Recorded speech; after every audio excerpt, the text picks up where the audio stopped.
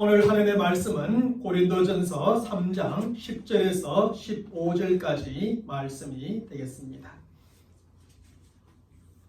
제가 여러분들에게 봉독해 드리겠습니다. 고린도전서 3장 10절에서 15절 말씀입니다. 내게 주신 하나님의 은혜를 따라 내가 지혜로운 건축자와 같이 틀을 닦아두매 다른 네가 그 위에 세우나 그러나 각각 어떻게 그 위에 세울까를 조심할지니라. 이 닦아둔 것 외에 능히 다른 틀을 닦아둘 자가 없으니 이 틀은 곧 예수 그리스도라. 만일 누구든지 금이나 은이나 보석이나 나무나 풀이나 짚으로 이 터 위에 세우면 각 사람의 공적이 나타날 터인데 그날이 공적을 밝히리니 이는 불로 나타내고 그 불이 각 사람의 공적이 어떠한 것을 시험할 것임이라. 만일 누구든지 그 위에 세운 공적이 그대로 있으면 상을 받고 누구든지 그 공적이 불타면 해를 받으리니 그러나 자신은 구원을 받되 불 가운데서 받은 것 같으리라. 아멘. 오늘은 본문의 말씀을 가지고 잘못된 신앙의 터 율법주의에 대하여 한 번 더 생각해 보고자 합니다. 우리는 벌써 3주일 전에 거짓된 신앙체계의 산물에 대하여 생각해 보았습니다. 그리고 그 거짓된 신앙체계의 산물은 바로 율법주의였습니다. 왜냐하면 율법주의가 바른 신앙이 없어도 바른 신앙생활이 가능하다는 거짓된 신앙체계에서 나온 것이기 때문에 바로 율법주의가 거짓된 신앙체계의 산물이라는 말씀이었죠.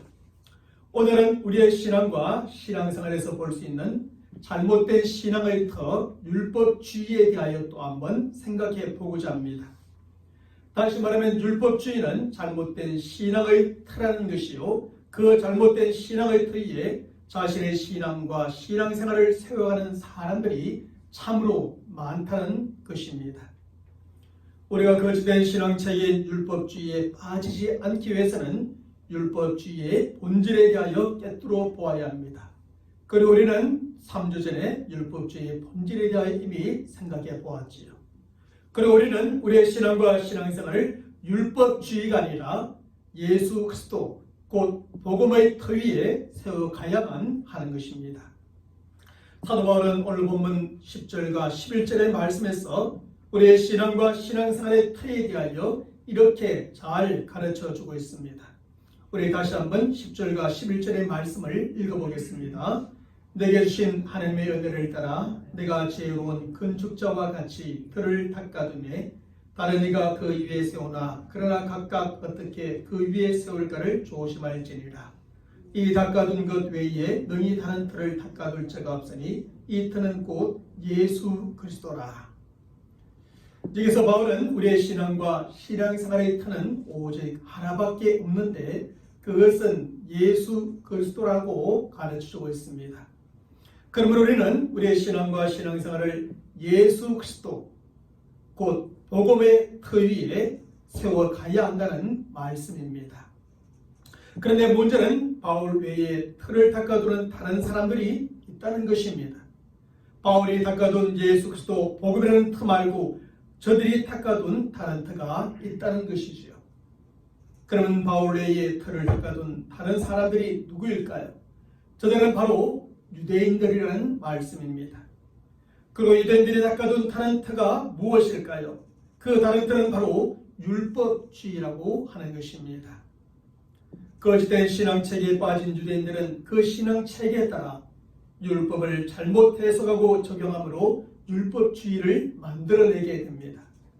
의식을 모두 행함으로 의롭게 되고 구원을 얻을 수 있다는 율법주의라는 전혀 다른 터, 잘못된 신앙의 터를 만들어내게 된 것입니다.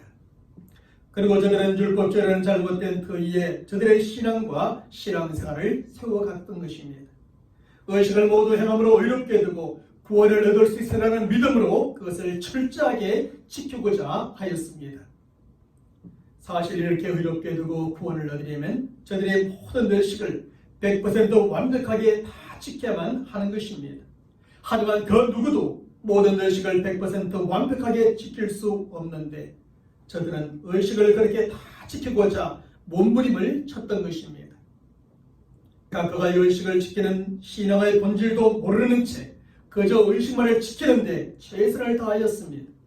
안식일에 성전에 모이는 동기도 모른 채 열심히 모였고 할례를 받는 의미도 모른 채 모두 할례를 받았고 구제 기도 금식을 이유도 모른 채 그렇게 구제하고 기도하고 금식하였습니다.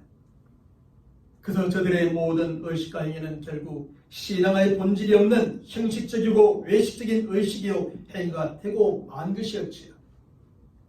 그러므로 율법주의를 만들고 따랐던 유대인들은 바른 신앙과 바른 신앙생활을 세워갈 수가 없었습니다. 저들은 율법주의에 따라 의식을 행함으로 의롭게 될 수 없었고 구원을 얻을 수도 없었습니다. 바로 이런 점에서 유대인들이 닦아둔 율법주의는 바울이 하나님의 은혜를 따라 닦아둔 참된 토와는 완전히 다른 터였던 것입니다. 그것은 저들이 거짓된 신앙책에 빠져 율법을 잘못 해석하고 잘못 적용하여 닦아둔 잘못된 신앙의 터였습니다. 따라서 우리는 유대인들이 닦아둔 잘못된 신앙의 터인 율법주의에 우리의 신앙과 신앙생활을 세워가지 않도록 항상 조심해야 합니다. 바울이 왜 고린도 교회 성도들에게 이 신앙의 태에 대해서 말하고 있을까요? 지금 이 당시에 바울 시대에 많은 고린도 교회 성도들이 잘못된 그 신앙의 태인 율법주의 위에 저들의 신앙과 신앙생활을 세워가고 있었기 때문에 바울은 그것이 잘못된 것임을 말하며 바른 신앙의 생활의 터가 무엇인가에 대해서 분명하게 전해주고자 하였던 것입니다. 이런 점에서도 우리도 오늘 본문의 말씀을 통하여서 우리가 잘못된 신앙의 된 율법주의에 우리의 신앙과 신앙생활을 세워가지 않도록 조심해야 하는 것입니다. 우리는 바른 신앙의 터인 예수 그리스도 곧 복음의 터위에 우리의 신앙과 신앙생활을 세워가야 합니다. 예수 그리스도께서 죄인된 우리를 위해 세상에 오셨고 우리의 죄를 위해 십자가에 피 흘려 죽으셨으며 사흘 만에 다시 살아나셨다는 그 복음의 터위에 우리의 신앙과 신앙생활을 세워가야 합니다. 우리는 먼저 이 복음을 믿고 영접함으로 바른 신앙의 본질을 갖고 바른 신앙생활하는 성도들이 되어야겠지요. 그래서 복음이 그것을 믿고 영접하는 모든 사람들에게 주는 의롭게 됨과 구원을 먼저 얻는 성도들이 되어야 합니다. 그리고 계속되는 우리의 신앙과 신앙생활 가운데 율법주의에 빠지지 않기 위해서는 율법주의적인 요소들을 끊임없이 제거하며 또 제거해 나가야 합니다. 그래서 우리가 율법주의의 터가 아니라 예수도 곧 복음의 터위에 우리의 신앙과 신앙생활을 온전하게 세워가야만 하는 것입니다. 그런데 문제는 율법주의가 참된 복음과 너무나 비슷하다는 데 있습니다. 율법주의와 참된 복음은 마치 정교하게 제작되어진 위조 지폐처럼 구분하기가 쉽지 않습니다. 마치 논에서 함께 자라고 있는 알곡과 가라지를 구분할 수 없는 것처럼 처음에는 구분하기가 그렇게 힘든 것입니다. 특별히 오늘날 우리 성도들의 신앙과 신앙생활 속에는 더욱더 그러한 것을 보게 됩니다. 왜냐하면 오늘날 우리의 신앙과 신앙생활에 있어서 이런 율법적인 요소가 너무나 넓고 깊게 뿌린내려져 있기 때문입니다. 실제로 오늘날 많은 성도들에게는 율법주의적인 요소가 마치 참된 복음의 요소인 것처럼 이해되어지고 받아들여지는 경우들이 참으로 많습니다. 그리고 율법적인 요소를 많이 드러내는 사람들이 마치 신앙이 좋은 성도인 것처럼 평가되어지고 인정을 받는 경우도 참으로 많지요. 예를 들어 신앙의 본질도 없이 주의를 철저하게 잘 지키고 11조도 잘 드리며 봉사도 많이 하는 성도가 있다고 생각해 봅시다. 그리고 하나님의 말씀도 정기적으로 꼬박꼬박 잘 읽고 배우고 묵상하고 가르치기도 잘합니다. 게다가 시간을 지켜 기도하고 때를 따라 금식하며 구제도 많이 하는 성도가 있다고 생각해 봅시다. 그렇다면 이러한 성도들이 교회와 성도들 사이에서 어떤 평가와 대접을 받게 될까요? 신앙의 본질 없어도 저들은 교회와 성도들 사이에서 신앙이 참 좋은 성도로 평가를 받고 크게 인정을 받게 될 것입니다. 요즘 문제가 되고 있는 신천지 이단의 사람들 교회에 들어오게 되잖아요. 교회에 들어와서 한 교회를 풍비박산을 만들어 버리는데 정말 신앙이 좋은 사람인 것처럼 해서 들어옵니다. 전도도 열심히 합니다. 물론 자기들 사람 끌어도 들어오지만 말입니다. 열심히 봉사합니다.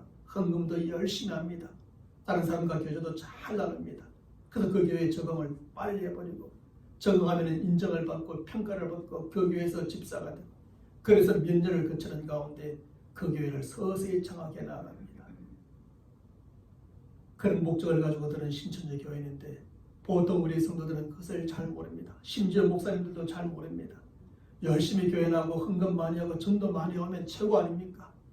신앙의 본질이 없이 다른 목적을 가지고 들어와서 그런 짓을 해도 우리 교회에서는 목사들이나 장로님들이나 권사들이나 다른 성도들이 인정을 하고 평가하고 해주다가 그야 교회가 통째로 신천지화 되어버리는 일들이 많이 있었지 않습니까?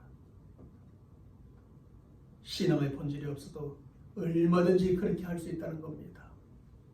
얼마든지 보여지는 모습으로는 사람들에게 인정을 받고 칭찬을 받을 만한 좋은 신앙의 사람으로 보여줄 수 있다는 것입니다. 그래서 저들은 정말 빠른 시간 안에 교회 여러 부서에서 봉사를 하고 성도들 사이에서도 중심적인 인물이 되어 교회의 직분자가 되기도 합니다. 왜냐하면 우리는 신앙의 본질보다는 보통 주일 성수, 11조, 봉사, 성경 공부, 기도, 금식, 구제와 같이 겉으로 드러난 율법적인 요소만을 보고 쉽게 신앙이 좋다고 평가하고 인정하기 때문이죠. 하지만 신앙의 본질도 없이 행하는 이 모든 의식과 행위는 참된 복음에 따른 것이 아니라 율법주의에 따른 것입니다. 우리도 알지 못하는 가운데 우리 가운데 깊게 넓게 뿌리 내리져 있는 그 율법주의적인 신앙 말입니다. 하나님을 진심으로 사랑하는 마음과 하나님을 바르게 하는 지식도 없이 행하는 율법적인 요소에 불과한 것입니다. 그래서 이러한 사람들의 신앙하는 모습을 가만히 살펴보면 지난날 예수님 당시에 바리새인들이 신앙하는 모습과 똑같다는 겁니다. 실제로 예수님 당시에 바리새인들은 안식일을 철저하게 지켰고 11조도 그렇게 정확하게 냈습니다. 저들은 그 누구보다 성경을 많이 읽었고 잘 배웠으며 선생으로서 다른 사람을 가르치기도 하였지요. 게다가 정한 시간에 항상 기도하고 정기적으로 금식하며 다른 사람을 돕는 구제도 열심히 했습니다. 물론 이 자체가 잘못된 것이 아닙니다. 이것은 신앙생활에 있어서 기본적인 것들이죠. 그러나 이 모든 의식과 행위 속에는 신앙의 본질이 없다는 데 문제가 있는 겁니다. 그래서 예수님께서는 바리새인들이 이렇게 신앙하는 모습에 대하여 율법주의적 신앙이라고 규정하셨습니다. 신앙의 본질도 없이 그저 형식적이고 의식적으로 율법을 지키는 율법주의적 신앙이라고 신랄하게 비판하시며 책망하셨던 겁니다.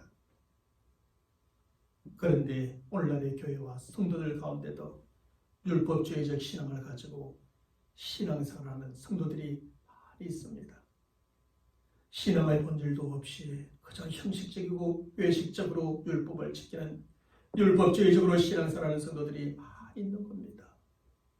그리고 이렇게 신앙생활하는 성도들을 보면서 참 좋은 신앙을 가진 사람으로 평가를 하고 인정하기도 하지요.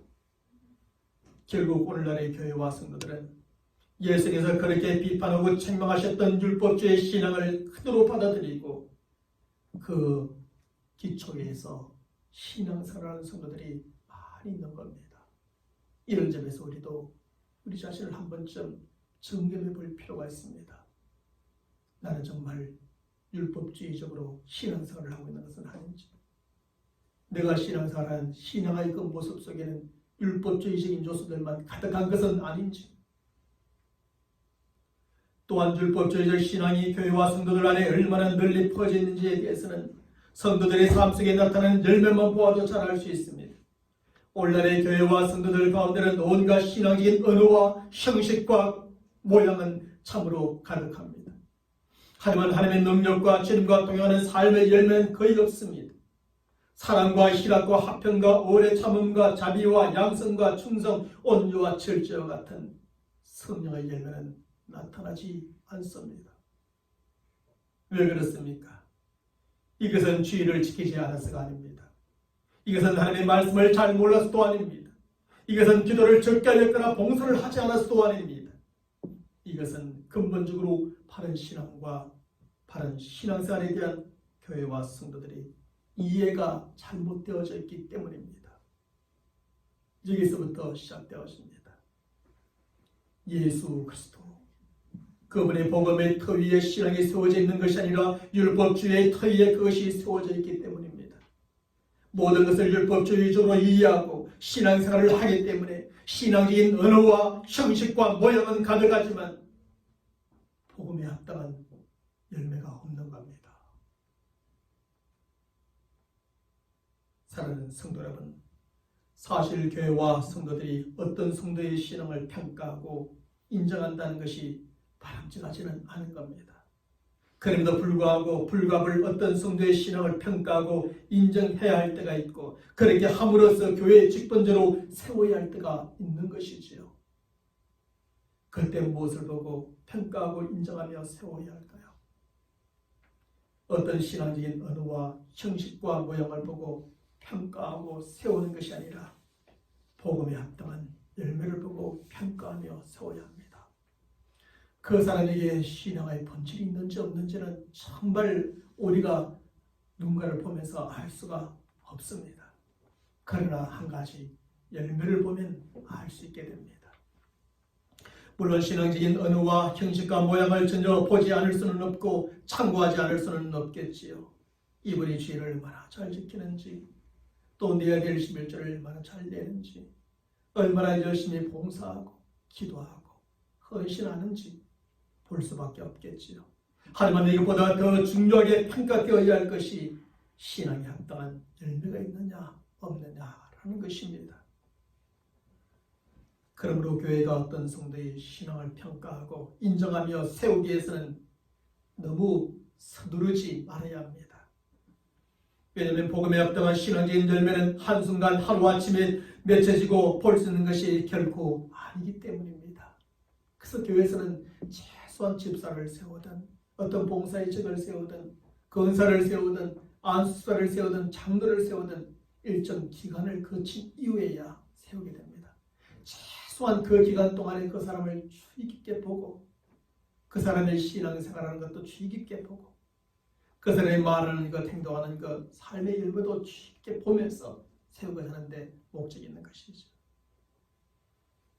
오랜 시간 동안 여러모로 잘 살펴본 후에야 그 신앙을 평가하고 인정하여 교회의 직분자로 세움이 가장 바람직하기 때문입니다. 그리야 할 때 그를 직분자로 세우는 교회와 성도들에게 유익이 되고 그렇게 세움을 받은 본에게도 축복이 되어집니다. 하지만 오늘날 많은 교회에서 주로 주일 성수나 헌금과 기도와 봉사의 정도와 같은 신앙적인 형식과 모형을 보고 성도를 평가하고 인정하는 것을 봅니다. 이런 사실을 통해서 우리는 오늘날의 교회와 성도들이 얼마나 율법주의적 신앙에 깊이 물들어 있는지를 확인하게 되는 것이죠. 얼마나 많은 교회와 성도들이 잘못된 율법주의를 참된 신앙의 틀로 오해하고 있는지를 잘 알게 되는 겁니다. 잘못된 율법주의를 참된 신앙의 틀을 알고 그 틀 위에서 잘못된 신앙생활을 함으로 신앙의 집을 세워가는 겁니다.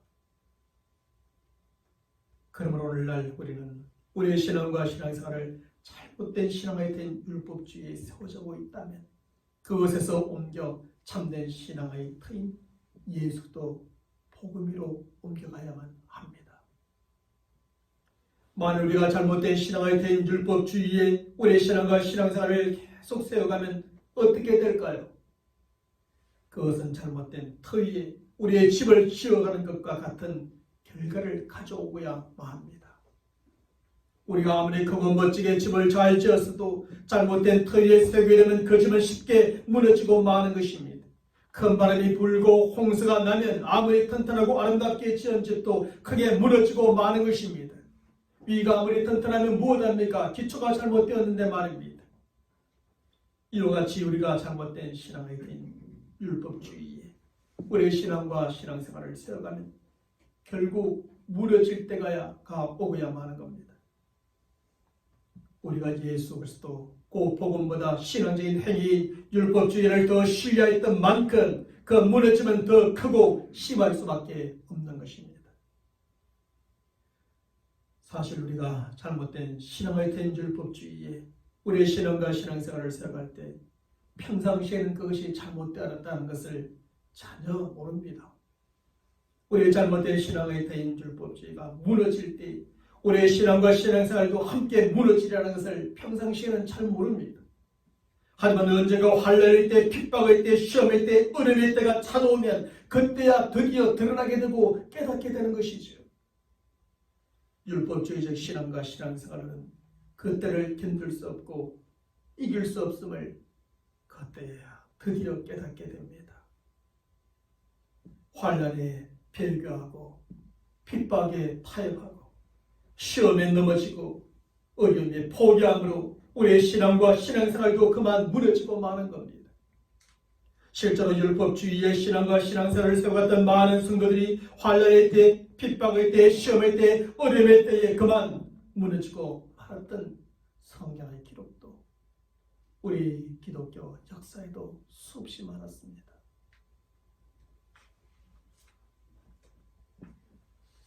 신앙의 본질 위에 예수도 복음의 터 위에 우리의 신앙과 신앙생활을 생각하면 그 어떤 환난이나 핍박이나 시험이나 어려움의 때에도 결코 무너지지 않습니다. 죽을지언정 무너지지 않는 겁니다. 그러므로 우리는 잘못된 신앙의 터인 율법주의의 우리의 신앙과 신앙생활을 세워가면 안 됩니다. 그저 율법주의적 신앙, 곧 형식적이고 의식적인 그 터위에 우리의 신앙과 신앙생활을 세워가면 안 됩니다. 혹시 우리의 신앙과 신앙생활이 잘못된 이러한 신앙의 터위에 세워져 있다면 바른 신앙의 터위로 옮겨야 합니다. 예수도 복음의 터위로 그분이 나를 위해서 세상에 오셨고 나의 모든 죄를 위해서 십자가에 편려 죽으셨으며 사흘 만에 부활하셨어. 내가 그를 믿음으로 말미암아서 내가 구원받고 의롭게 되고 영원한 생명을 얻다는 것부터 시작되어져야 합니다. 그리고 우리는 바른 신앙의 터인 예수도 그 복음의 위에 우리의 신앙과 신앙생활을 계속 세워가야 합니다. 그리고 우리의 신앙과 신앙생활 가운데 잘못된 율법주의적인 신앙적인 요소가 있다면 그것을 끊임없이 제거해 나가야 합니다. 농부가 논에서 가라지를 제거해 나가고 밭에서 잡초를 제거해 나가듯이 끊임없이 우리 가운데 뿌리 내려져 있는 율법주의적인 요소를 제거해 나가야 합니다. 그러면 여기에서 율법주의적인 신앙의 요소가 무엇일까요? 그것은 참된 신앙의 본질도 없이 행하는 형식적이고 외식적인 모든 의식을 가리킵니다. 하나님을 진심으로 사랑하는 마음과 바르게 하는 지식도 없이 그저 의무적으로 행하는 모든 행위를 가리키는 겁니다. 그저 율법에 기록되어져 있는 규례와 규칙을 지키는 것으로 내가 정말 신앙생활을 잘하고 있다고 생각하는 그 모든 생각들을 버리는 겁니다. 바로 이런 점에서 우리가 교회 안에서 신앙이라는 이름으로 행하는 모든 행위가 얼마든지 율법주의적인 신앙의 요소가 될 수 있습니다. 주일도 그렇고요, 예배도 그렇고요, 헌금도 그렇고요, 성례식도 그렇고요, 성경을 공부하는 것도, 봉사와 구제와 기도와 금식하는 것도 얼마든지 율법주의의 도구가 될 수가 있습니다. 이러한 요소들을 누가 어떻게 행하는가에 따라서 정말 신앙적인 것이 될 수 있고 아주 율법적인 것들이 될 수가 있습니다. 그것을 누가 어떻게 행하는가에 따라서 참된 신앙의 표현이 될 수 있고 거짓된 신앙책인 율법주의의 표현이 될 수가 있습니다. 그것을 누가 어떻게 행하는가에 따라서 그것이 참된 신앙을 증명하는 것이 되어지고 그것이 거짓된 신앙을 증명하는 것이 되어지기도 합니다. 결국 주일, 예배, 11조, 성례식, 성경공부, 봉사, 구제, 기도, 금식과 같은 행위 자체가 중요한 것이 아니라 그것을 행하는 우리 자신이 중요하고 우리가 행할 때 그것 속에 무엇을 담고 있느냐가 참으로 중요한 겁니다. 그 안에 하나님을 사랑하는 마음과 하나님을 바르게 하는 지식을 담고 있으면 그것은 정말 신앙적인 것으로 참된 신앙의 표현이 되어집니다. 그 안에 예수도 곧 복음의 힘을 담고 있으면 그것은 참된 신앙을 증명하는 도구가 됩니다. 하지만 이러한 요소들 안에 하나님을 사랑하는 마음과 바르게 아는 지식을 담고 있지 않다면 그것은 율법적인 것으로 거짓된 신앙의 표현이 되고 마는 겁니다. 그 안에 예수 그리스도 그 복음의 힘을 담고 있지 않다면 그것은 거짓된 신앙인 율법주의를 증명하는 도구일 뿐입니다. 그런데 오늘날 많은 성도들이 바로 이렇게 신앙생활을 하고 있지 않나 하는 생각이 들기도 합니다. 주일을 지키고 헌금을 드리고 봉사를 하고 성경을 읽고 기도하고 규례를 잘 지키는 것을 참된 신앙이라고 생각하며 신앙생활을 하고 있는 것이지. 이러한 요소를 잘 행하는 것을 좋은 신앙을 가진 성도라 생각하며 신앙생활을 하고 있는 것이지. 하지만 이것은 참된 신앙과 복음의 길에서 벗어나 결국 거짓된 신앙체계인 율법주의로 더 깊이 빠져들게 만들고 마는 겁니다. 그리고 우리의 신앙생활이 그 본질을 잃어버리고 율법주의에 빠질 때 우리는 하나님과의 올바른 관계보다 본질이 없는 의식과 형식을 더 중요하게 여기게 되죠. 또한 우리의 신앙생활은 일정한 규칙과 교리들을 잘 지키는 것으로 전락하고 맙니다.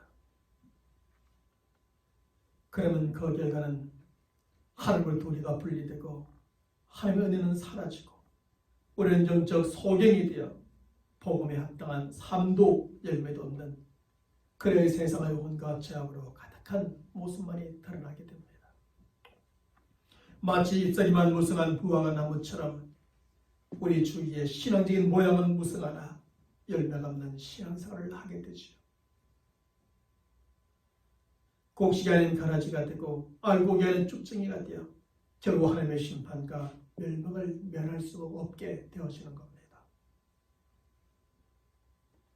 이런 점에서 우리는 다시 한번 우리의 신앙과 신앙생활을 돌아보아야 합니다.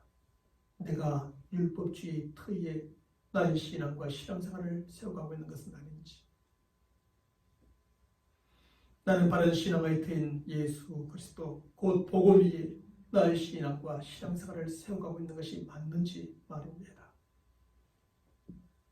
사는 사람은 특별히 누가 이러한 율법주의에 쉽게 빠질까요?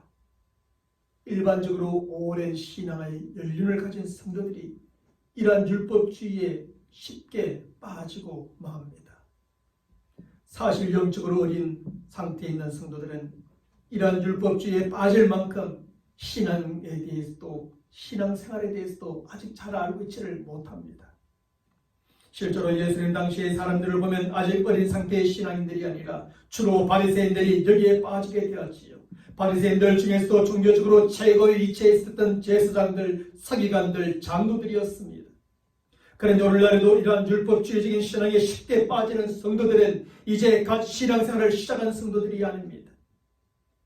어쩌면 목회자나 신학자, 교회 장로와 안수집사, 권사, 소위 오랜 신앙의 연륜을 가진 성도들입니다. 하나님의 말씀을 잘 알고 있다는 성도들이며 신앙생활을 잘 한다고 생각하는 그런 성도들이기가 쉽습니다. 소위 3대째 믿고 4대째 믿는 신앙의 가문에서 태어났고 목사의 장로요, 자녀요, 장로의 자녀라 불리는 성도들이기가 쉽습니다. 오랜 신앙생활을 하다 보면 신앙의 본질에서 멀어진 신앙의 형식만을 추구하기가 쉬운 것이 사람이기 때문에 그렇습니다. 실제로 예수를 믿고 신앙생활을 처음 한 사람들은 하나님에 대한 사랑의 마음이 가득합니다. 하나님을 더 바르게 알고 싶어 몸부림치지요. 그래서 어느 정도 일정 기간 동안은 그 사랑 마음이 뜨거워서 변하지 않아요. 하나님을 더 알고 싶은 마음에서 더 열심히 공부하기 때문에 하나님을 점점 알아가면 알아갈수록 더 사랑하게 되고 더 잘 믿을 예를 쓰게 되고 헌신의 몸으로 들어가게 됩니다.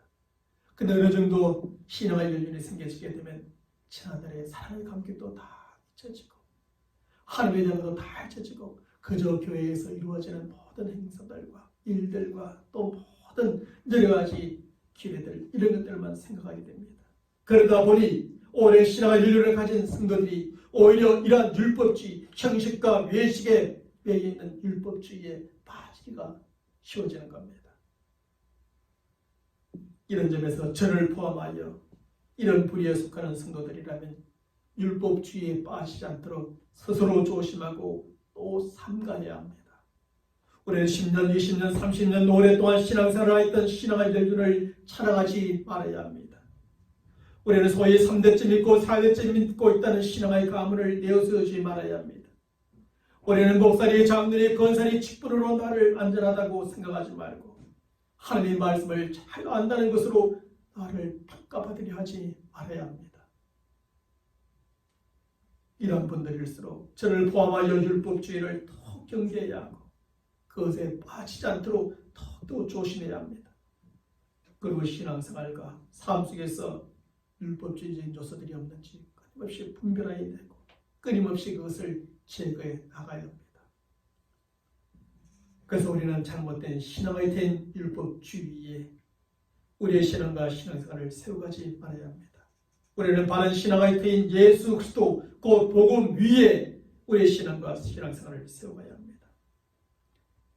그래서 저와 여러분들은 그럴듯한 신앙의 모양만을 갖추고 있는 성도가 아니라 복음에 합당한 열매를 맺는 성도들이 되시길 바랍니다. 가라지가 아닌 곡식이 되고 쭉정이가 아닌 알곡이 되어 하나님의 타작과 불의 심판을 면하고 구원과 영생을 얻는 모든 성도들이 되시기를 주님의 이름으로 간절히 축원합니다.